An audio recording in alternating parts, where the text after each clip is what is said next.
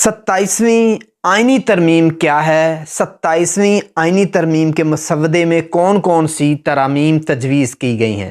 اس ترمیم سے حکومتی سطح کے معاملات و مسائل کس حد تک حل ہوں گے؟ افواج پاکستان اور اعلیٰ عدلیہ میں کس طرح کی تبدیلیاں ہو سکتی ہیں؟ اس موقع پر اپوزیشن جماعتوں نے قومی اسمبلی کے اجلاس کے دوران 27ویں ترمیم کے حوالے سے احتجاج کیا اور ترمیم کے خلاف نعرے بھی لگائے۔ مسلح افواج سے متعلق آئین کے آرٹیکل 243 میں رد و بدل کیا گیا ہے۔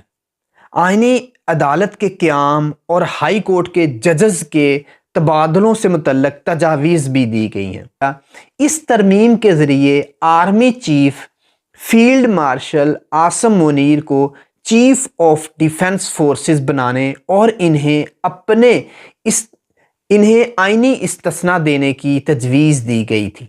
چیف آف آرمی اسٹاف جو چیف آف ڈیفنس فورسز بھی ہوں گے، وزیر اعظم کی مشاورت کے ساتھ نیشنل اسٹریٹجک کمانڈ کے سربراہ بھی مقرر کریں گے، تاکہ سپریم کورٹ کے موجودہ ججز کی سینیارٹی کو ملحوظ خاطر رکھا جائے گا۔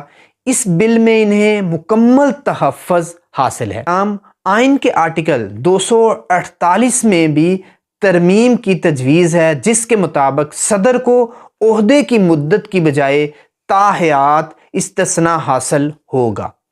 خیال رہے کہ گزشتہ برس 26ویں آئینی ترمیم کے تحت آئینی بینچ قائم کیا گیا تھا، جسے اب آئینی عدالت کا درجہ دیا گیا ہے۔